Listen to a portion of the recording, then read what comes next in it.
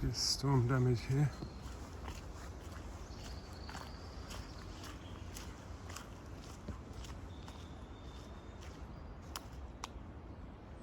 There's Moor Park in Northwood. So railway line there, the station's just up there. Just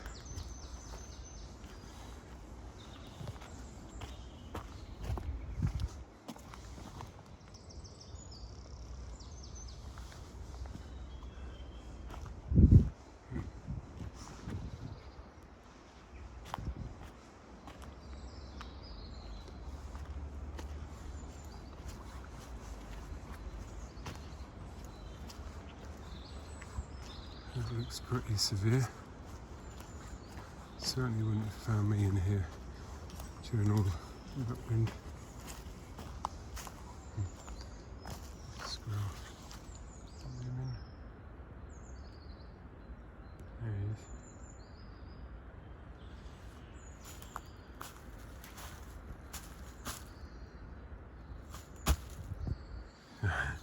Trying to make him run, just so that I can film it. He's a pretty confident fellow, isn't he? Wonder where he was during the storms. Don't know, what do? Go for cover somewhere, I guess. So this lot, I mean, my goodness.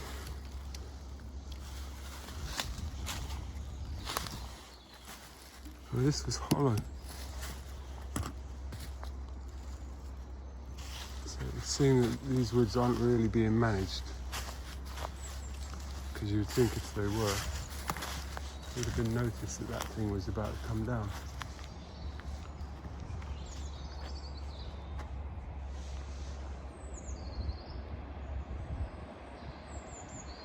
It's a net line chain.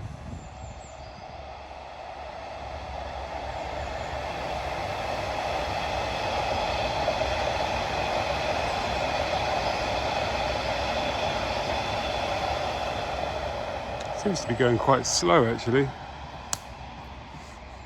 Should have speeded up before then, sped up before then. Anyway.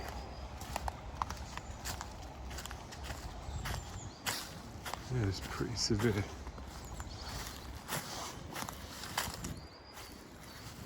So it looked like, I don't really know trees, but are these normally hollow? It looks like it was not at its best anyway. But I bet it still would have hurt if it hit you.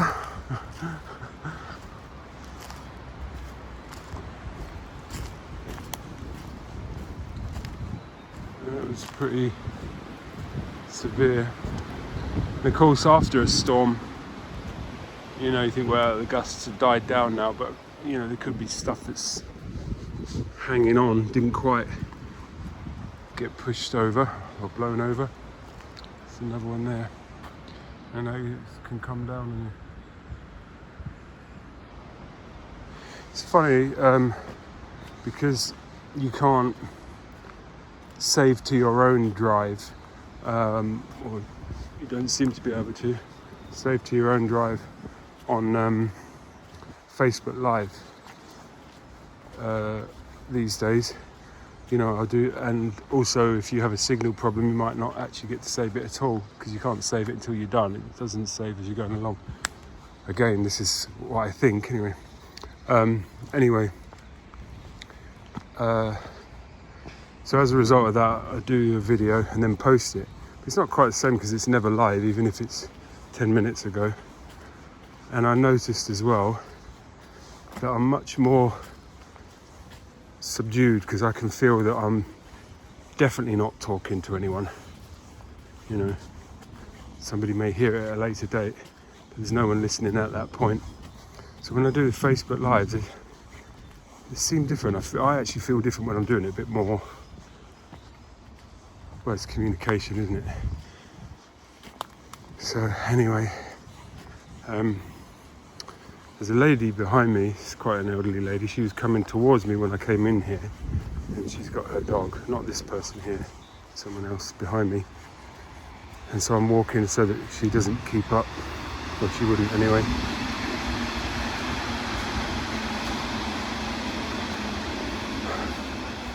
Afternoon.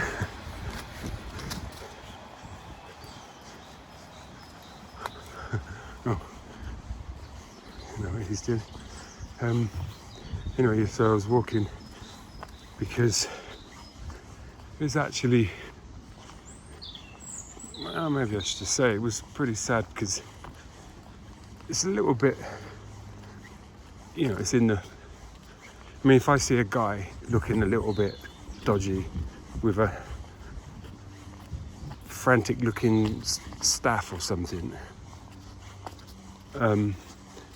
you know, I'd want to know that I was okay. And there's no difference, I suppose, if you're walking along a fairly busy street, but that's Sandy Lodge Golf Course. But you know, it's just first thing I tried to do is just to try and give her a sign of friendliness. You know, I think that's the nicest thing you can do to her. She's out on her own in some woods. She's probably only yards from home, but I'm pretty sure she looked a little bit concerned. And anyway, I didn't expect her to be turning around and coming back the other way, but she is. So I'm just pacing along really, because I didn't like seeing the fact that she didn't seem very comfortable with me coming towards her. You know, for her sake, I mean, it's just not nice. You just think, you know, she's going to be fine, but the fact that she's not sure and you see it on her face is really horrible. She just think, that's not the sort of effect I want to have on anyone, and particularly, you know, a lady's probably in her 80s with her dog that looked like she'd had that dog for a long time and not much longer. So anyway,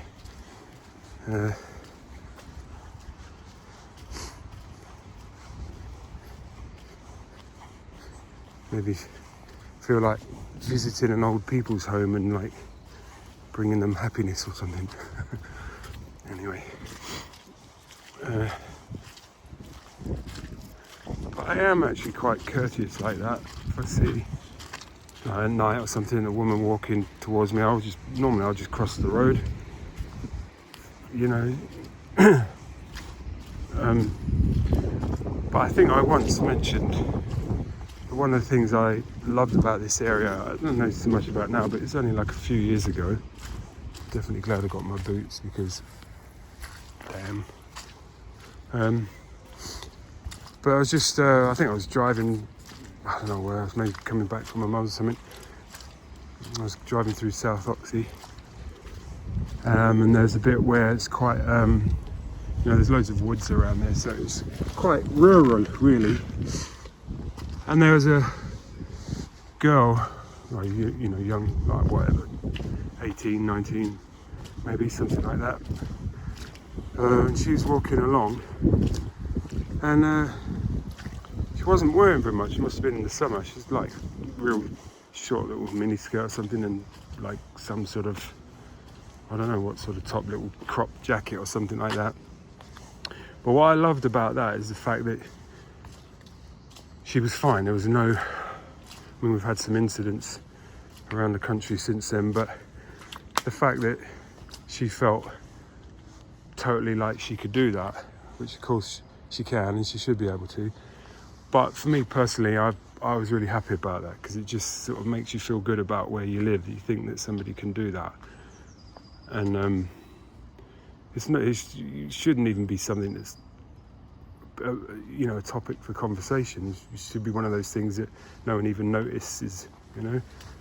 But I did. I just thought, I always know that it's a, you know, it's a pretty decent area around here.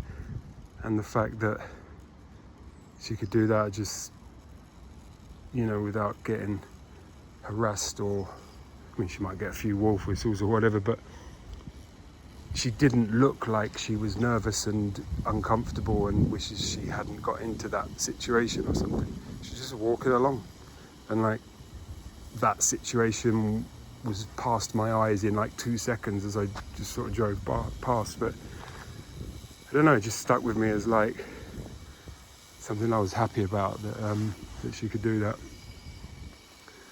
And as I say, the obvious thing is that it shouldn't even be something that registered with me. But, you hear things, and of certain areas where I wouldn't want to be walking around at night, and all the rest of it. So anyway, it just wasn't really surprised. I was just more it made me feel good thinking that's so cool. But just sort of saluting her and saying goodnight. But I was in my car, and anyway. But I think my point is that I don't like it when people feel introverted by the presence of another person. It's not nice, whatever the circumstances. Whether you have friendships like that, marriages like that, relationships like that, jobs like that, or whether you're walking around, find yourself not being able to get a taxi or something and thinking, wouldn't normally do this, not having a good time. It's not nice whether you're a guy or a girl. And so anywhere where people walk around with no attention on the fact that there's anything to be concerned about, that's a good sign for me, and I liked that. Anyway, this is a bit comical, really. Moor Park private estate. It's not really a private estate. You have the right to walk on any of the roads here, whether you live here or not. There's a train station down there you can get to anywhere in the world from. And this is part of the London Loop. And I have to say that I actually helped to get that opened and maintained and put on the official map.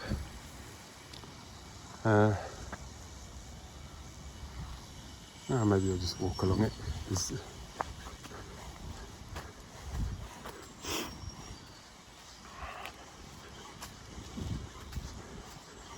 We had a bunch of us.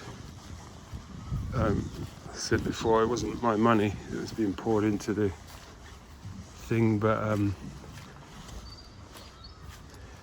I was quite involved in the groundwork. Even involved going up to the county offices in, I think it was in Hertford, and it's quite funny. Went through. Just gonna wipe the lens. Went through historic records of planning permission and planning applications and stuff, and these books, they dated back probably, I don't know how far, I'm sure it's certainly over 100 years. Big massive books that were kind of falling apart, and you had to wear gloves whilst you looked at the books and flicked the pages. In fact, I remember now there's a lady standing over here, or over me, or over us. There's 2 or 3 of us. And so there you go, this is Wolsey Road in Moor Park. And this is the particular bit that needed to be opened up. So it's very nice. This isn't even the nicest bit, actually. These are moderately large, these houses, but anyway, so this is the particular bit that was being sort of noticed, as myself and some friends say, as in, when you not is something, it's like denial. You sort of you give it the impression that it isn't, as in not ised. It isn't now, you know. There's all different ways of doing it. You can let the person know you're doing it if you want to make them wrong. I know you're there and I'm ignoring you, you know. Or you can just give them the impression that they're really not sure if you know of their existence. Or the same with a thing. And that's what Herts County Council were doing with this little stretch here. They were trying to give the impression that move on, there's nothing to see. Anyway, yeah, up at the County Council headquarters, which, as I said, I'm pretty sure it was in Hertford, in the town or whatever of Hertford. So we had these books on these desks. The woman standing over us as we went through them. You had to ask her, you had to wear white gloves, and you had to ask her if it was like I want to turn the page now, and she'd come and she'd turn the page for you. And you weren't allowed to have pens to make your notes. You had to have pencils. And I don't mind any of that, actually. I'm totally fine with that. It's like a conservation thing, as far as I'm concerned. But there's very extensive records, and it was really interesting. Not so much what was there. There was always some nuggets we found that really helped us on what we were doing, not just with this footpath, but others, and also other things that were going on over here in Moor Park. So we found some things that helped with that. But there's also, what was more noticeable was what wasn't there. You know, there's big chunks of things mysteriously not registered or recorded. Gaps in the timelines of things.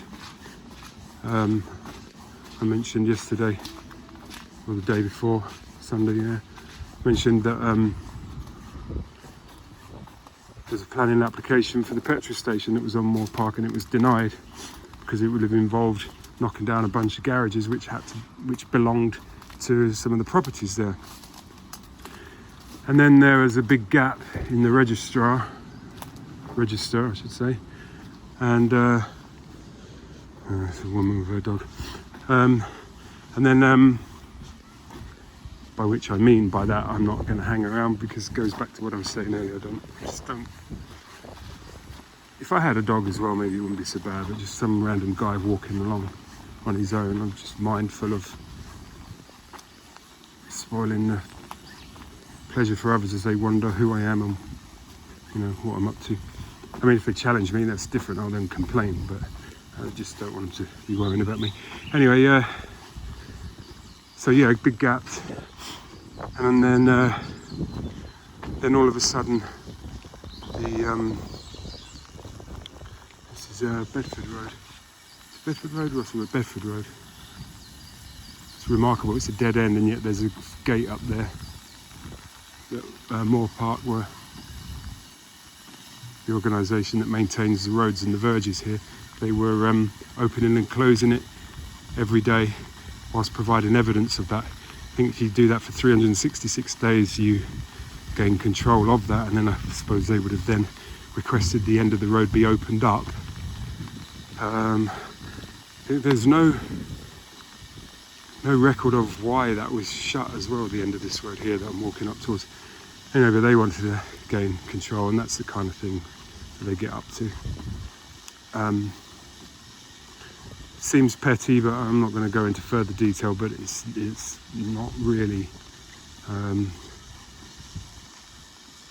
They don't do out for now, as one of our guys used to say. They won't do something, you know, if they're spending money at it, there's a reason for it. Anyway, so yeah, big gap in missing planning applications, but mysteriously the petrol station then appeared, and half the garages were demolished, and a bunch of others somehow no longer belonged to the properties that they were built for. So at the end of the day, I'm going to go down here actually.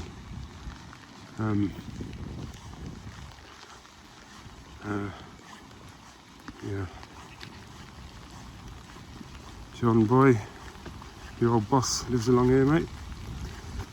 Anyway, So yeah, it's, you know, at the end of the day, if somebody's removing something from your property that belongs to you and doing that in a way that's actually known by all parties to be illegal, and yet somehow with the help of local councillors and officers and who knows what else, they're getting away with it. Well, when you consider what's been happening the last few years, on the one hand it may seem like nothing, but on the other hand,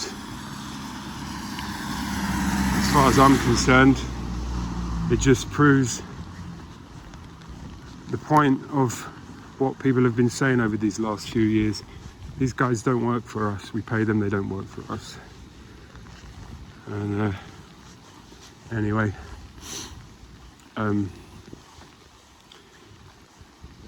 but on the face of it, it's a nice area. You've probably got a good story to tell if you've bought one of these, something interesting you do or you've done.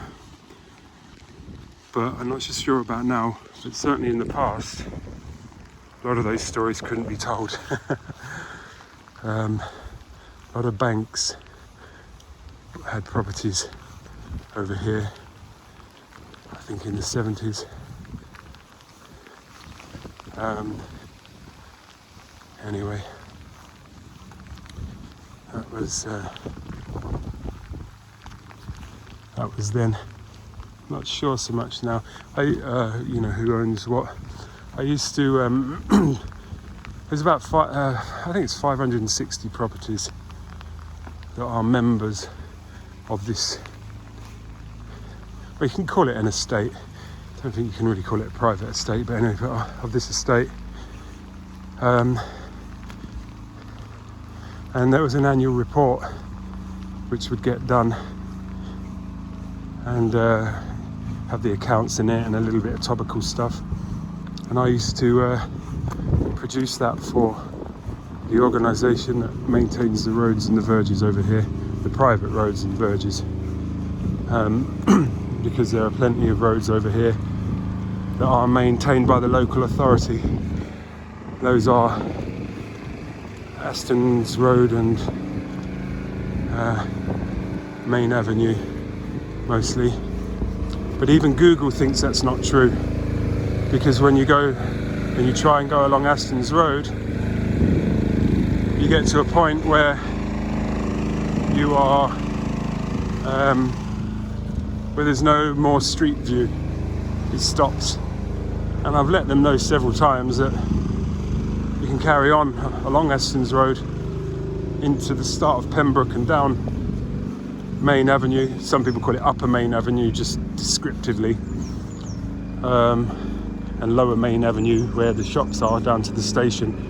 As I say, it's just descriptive, it's not upper or lower, but visually it is, so it just describes it better. But it's all Main Avenue, and it's all maintained by the public purse, as the saying goes. In other words, the local authority maintains the roads and the verges. Here's not the case. It's the reason why there's all these parking restrictions here on Moor Park, and on this road there's no yellow lines. Well, that's because you're not allowed to put yellow lines on the road, because those are I don't know if it's copyright, but they belong to the Crown. That concept, I don't know the legal way of describing it properly, but when they resurfaced that road there, Wolsey Road, when they resurfaced it some years back, Moor Park in 1958 did, and that's a shame about their tree.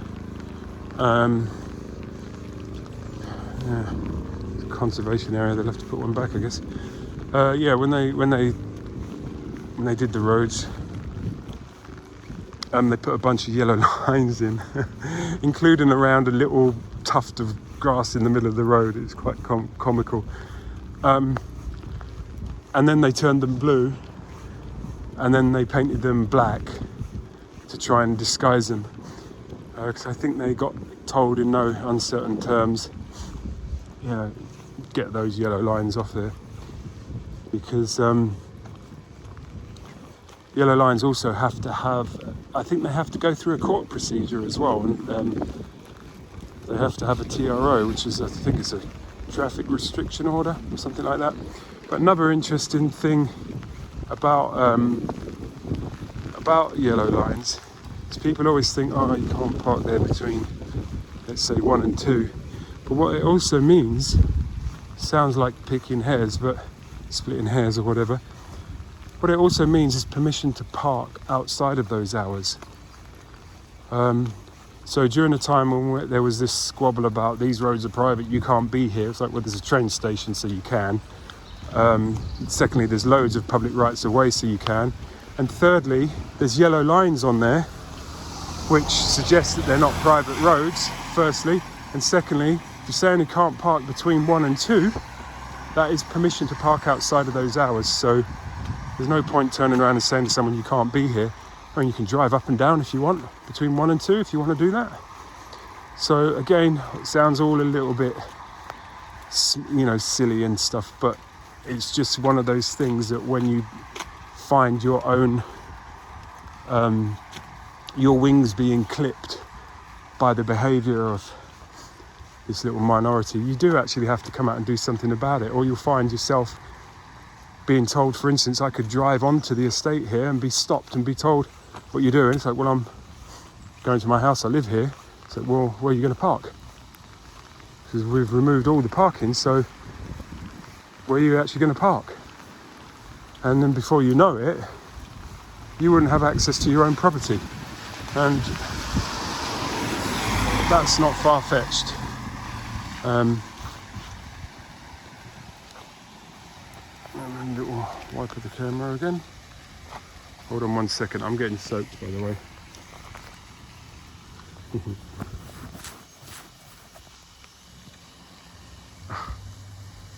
Anyway, so so it's not something, might not be a life and death thing most of the time. That's where we walked up. But you can't just sit by and let it happen. Lots of people will. A few of the shopkeepers tried to do a deal, and some of the things we discovered was just unbelievable. It was literally like, I know this is probably a very distasteful analogy, but it was like the ovens were being built for them as well. It was, let me put it this way, we found what you might call geological surveys that had been carried out that gave a really strong indication of the plans to shut this lot down.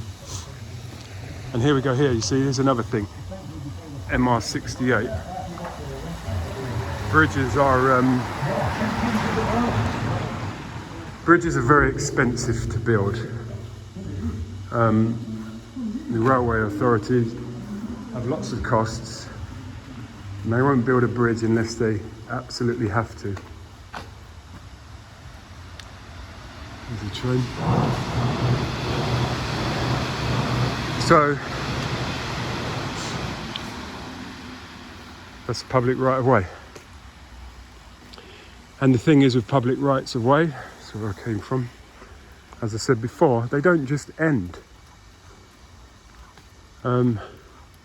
They go somewhere. They come from somewhere and they go somewhere. If you're in the UK, if you're on a public right of way, you're walking along and all of a sudden it just stops. That's shenanigans. There's something going on there. And even if there's a building in your way, you can't build on a public right of way. Physically you can put a bunch of bricks on there, but I went for a planning application once years ago, and I had to sit in a room as other people's cases were heard, and there was a woman who had I don't know what the size was, but an enormous satellite dish, and so she could get Russian TV and stuff. She was being told to take that down, and I had a grade 2 listed little property in South London at the time, and I knew that one of the neighbours would complain about having an external alarm bell box, so I got the smallest one I could find that had a built-in light, and it was about the size of a cigarette packet. And anyway, I put it in planning application for it because I knew that neighbour would object. I knew I'd be given the okay, so that would be the end of that. So I went ahead and done that, and that is exactly what happened. We were actually laughing, the planning officers and us were laughing about the fact that there was an objection, and that I did indicate that I knew where that objection would have come from. And I was told, basically, yeah, we don't have a problem with your alarm bell box. And funny enough, it's still there to this day, like 20 odd years later. Anyway, basically, don't know why, but I'm walking up this way. Basically what happened was, yeah, that got approved. But I think another one of the cases before me was a guy who'd actually been given the okay to tarmac, I think, drop his curbs, and tarmac his drive. And I think he even had it in writing. He was saying he's got it, he had it in writing. I was told it's absolutely fine, yeah, you go ahead, you could do it. And apparently there was an objection from the local authority after they granted it permission and the gentleman had it done. And despite the fact that they'd granted him the permission, for whatever reason they changed their mind, or they said that the officer that granted the permission didn't have the right to, or something along those lines, and they literally made him rip the thing out. I mean, yeah, literally made him rip it out. I was there, he lost that case. I don't know if I think it was an appeal as well, so that was that. So yeah, but the fact that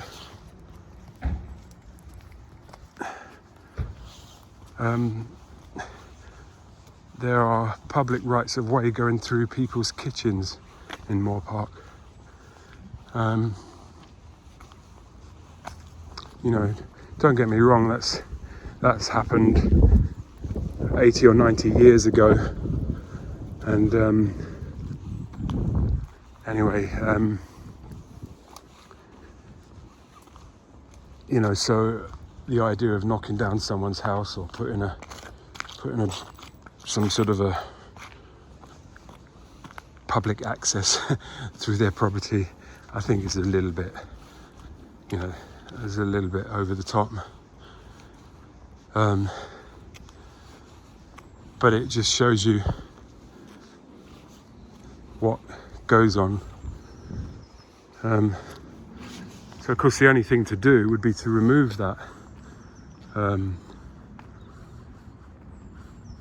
right of way from where it is into a more suitable position, like in front of the property, which would be the whole length of Sandy Lodge Road and Sandy Lodge Lane, which would mean that guess what, those aren't private roads.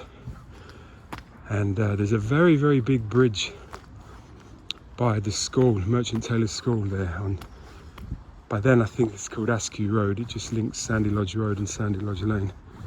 And very big, very wide bridge there. It's wide, you know, it's a bit unkept.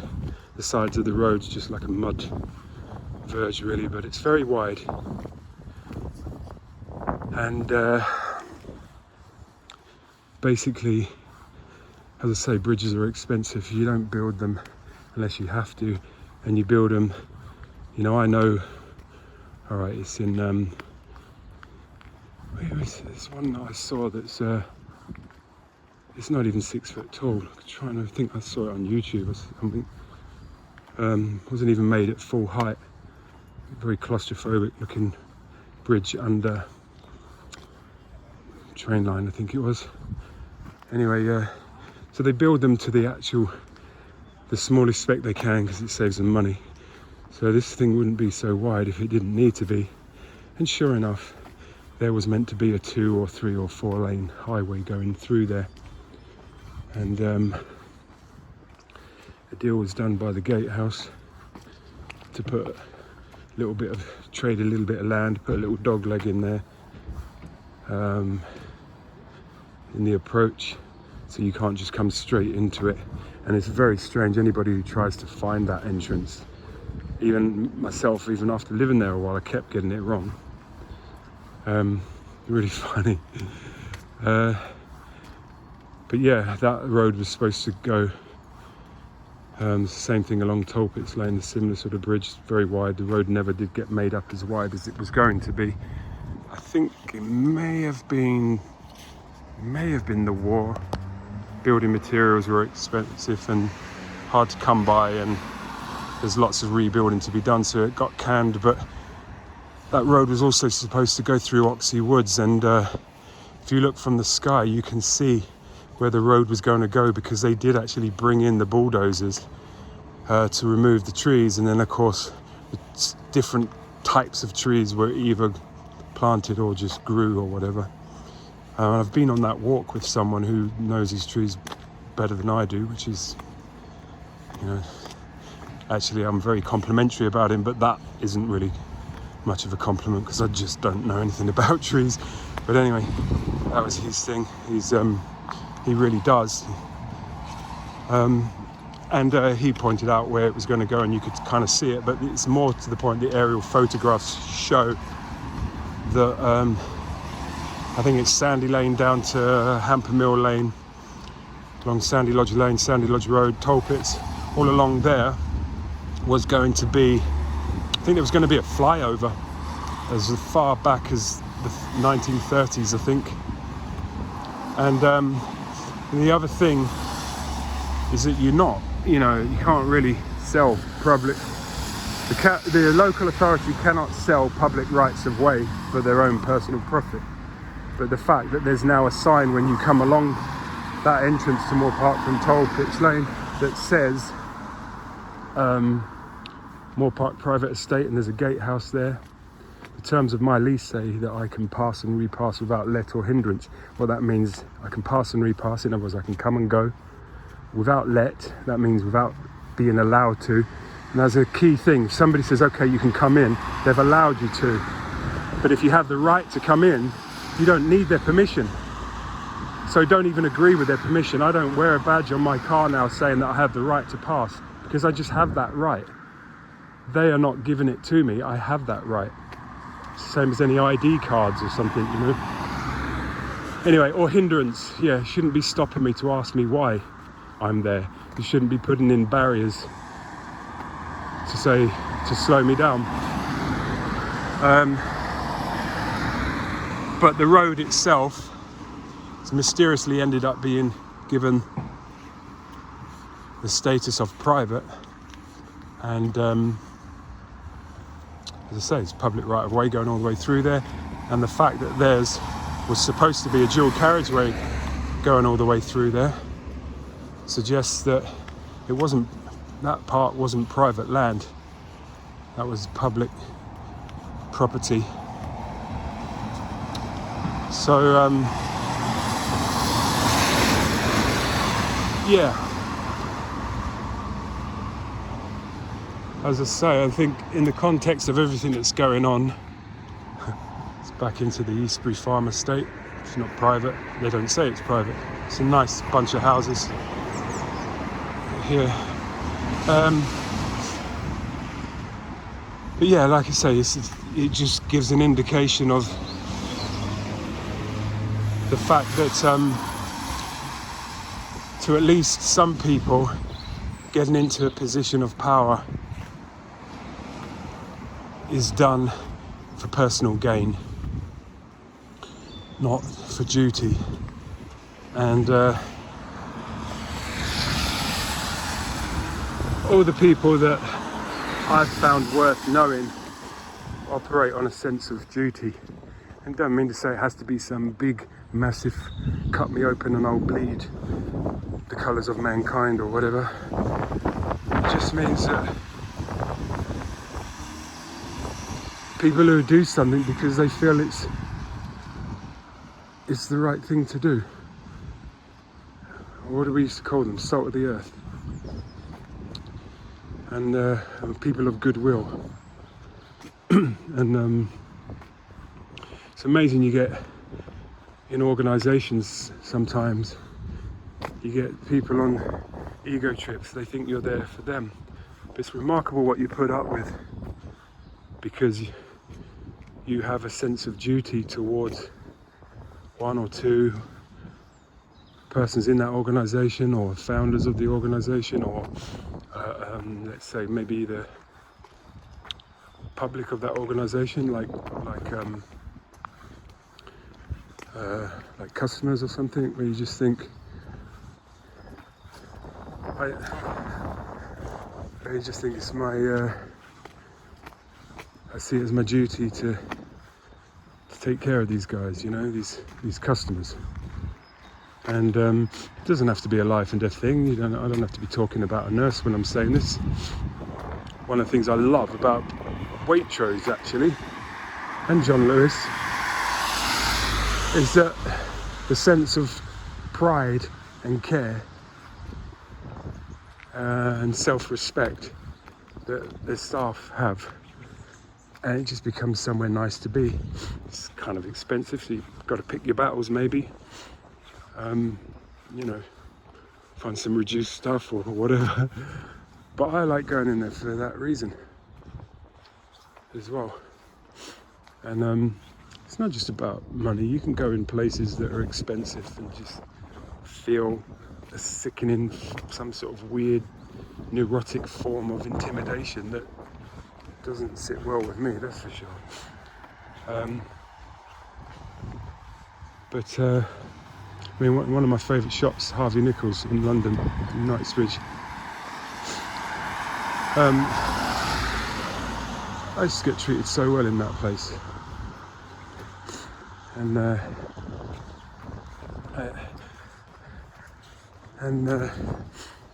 you know, there's some, what you might call, there's some high rollers in there. A lot of, it's kind of like a little mini Harrods in a way, or mini Selfridges. But there were things in there that I liked. I could, you know, like I say, if you pick your battles, you know, you get it's like when you dine out somewhere expensive. If you look on the menu, there's always something there that you think, actually, I don't mind paying that for that, like a lamb shank or something. But you know, some of the stuff you look at, you think, I'm not getting into that. But that's, for me, it's the same with Harvey Nichols. It's just a cool place to be, to hang out. I like being there.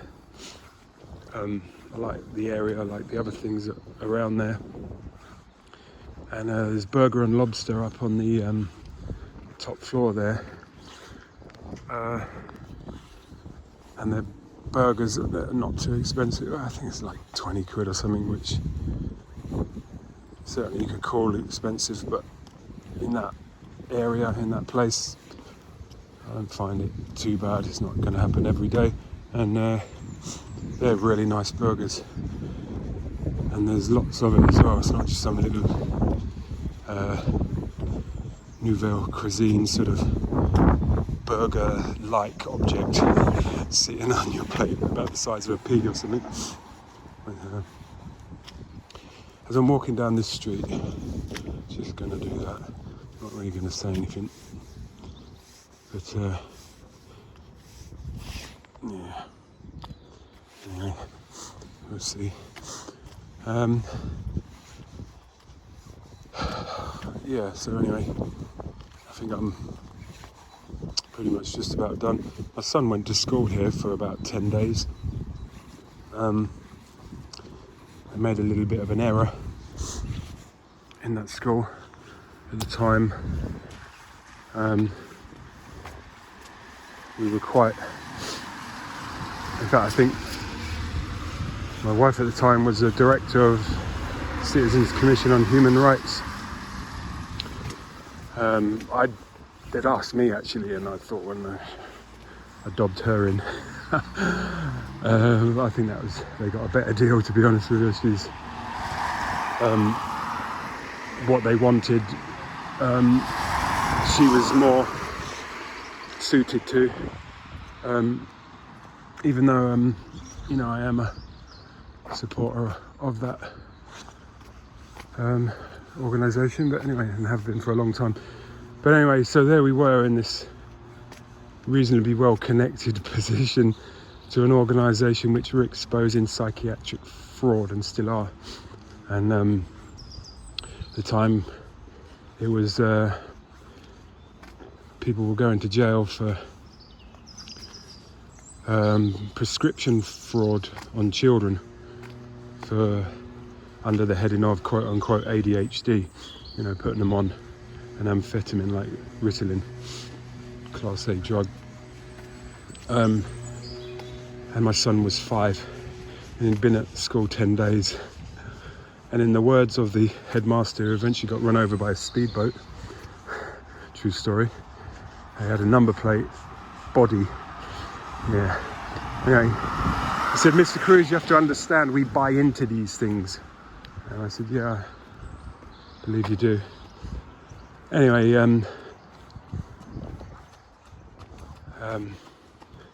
that was Sam's last day at that school.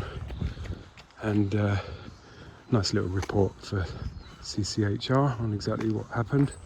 And it was so lovely. The following day he got a letter. Was it a letter? Couldn't have been a letter. Got some sort of notification anyway. It must have been maybe a message on the answer phone. "Mr. Cruz, we're deeply disappointed that you were not present for the evaluation of your son," etc., etc. And it was just beautiful to send the fax back to the school saying that our son will no longer be attending that school, and to please submit all of his schoolwork to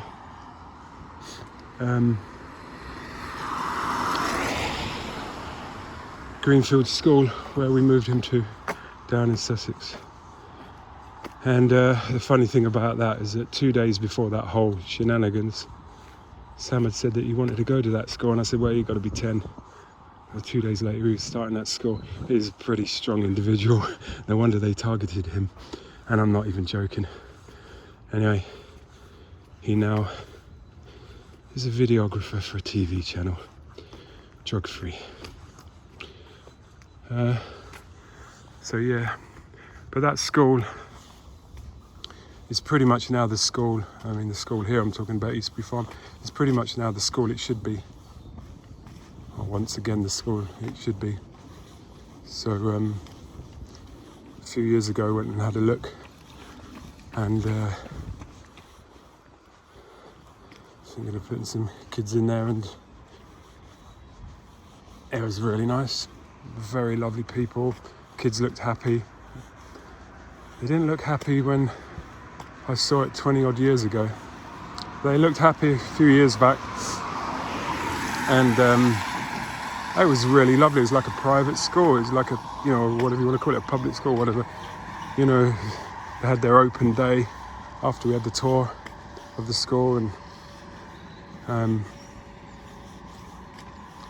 people were drinking Pimm's and champagne or whatever on their blankets on the grass, and there was little hot dog stalls, and it's like some sort of Beverly Hills private school.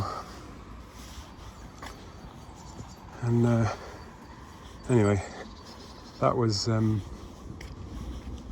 nice to see, because it's a lovely area here, and the schools are very well renowned, and you know, schools should be a sanctuary for children, and I mean that from within. Had a school of mine closed down because of the actions of a couple of, well, the headmaster and his boyfriend. Let's just leave it at that. And luckily I was out of there before all that nonsense. But there should be somewhere you can send your children safely, and they will be. A friend of mine who may well be watching this video when I post it, if I post it, she told me about in the States, the specific way, it might be different in this country, but the specific way that you can dismantle oppression in the school systems. She's particularly talking about masks and the fact that to serve in public office, which includes schools, you have to be bonded, and the bonds are held by insurance companies, and if those bonds are ever removed, you can never get them back, never work in the public sector again. And they swear an oath, kind of like a protect and serve, go by the Constitution, etc. I'm sort of paraphrasing what she said. I probably couldn't give more detail anyway, because I'm not I don't understand law in this country, never mind in America, but I sort of got the general concept, that's for sure. And basically, cut a long story short, one rather upset mother who was a little bit tired of the mask and vaccine oppression decided to take some sort of action. So she made a little bit of inquiries, and she basically put that board of school governors on notice that they are in breach of their sworn oath to protect and operate by the Constitution of the United States of America. So she gave them notice, served notice on them, and I think within a matter of days, no more masks. And of course, you can wear one if you want to, by all means. Put one on your face if you want to do that. It's not really about that. It's about exactly that. Actually, it's about choice. So, and it's amazing what people don't want to do, even if they did want to do it, once they're told to do it. You might have to duck or wear a crash helmet or something if you try this out, what I'm about to say. But I mean, everyone knows, like a child sitting on your lap, as soon as you grab hold of them, they'll be gone, they'll run. And it's like, find a friend of yours who's eating, and just as they're about to put a spoonful or a forkful of food in their mouth, just as they're about to do it, just say, eat your food. They'll look at you like you've slapped them. They'll let you away with it once. You do it again, it'll get real. People don't like being forced to do anything, even if it's something they like to do. I remember being told as a kid, I was learning to play the guitar. One particular person said to me, well, you've got to practice and practice, and all of a sudden I just didn't, should have seen past it really. But it was like, you get those types of people who turn something you like doing into something you don't want to do. And that's an extreme example. Maybe you didn't want to do it in the first place, but at the end of the day, what we're saying really is choice. I suppose people who are older than me can say, well, I felt the same way about crash helmets, but I don't really like going on motorbikes anyway.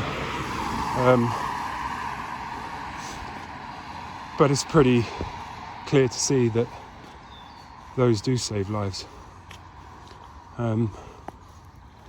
So anyway, saw a couple of cars yesterday. I posted them on Facebook.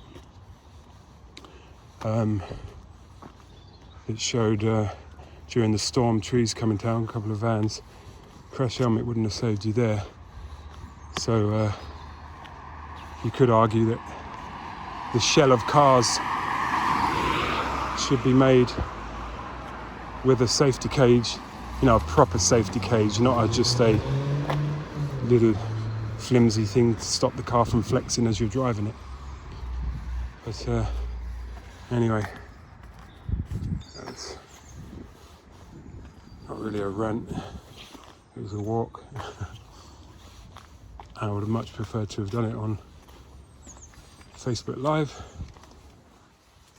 But unless, as I keep saying, unless anybody knows different or differently, I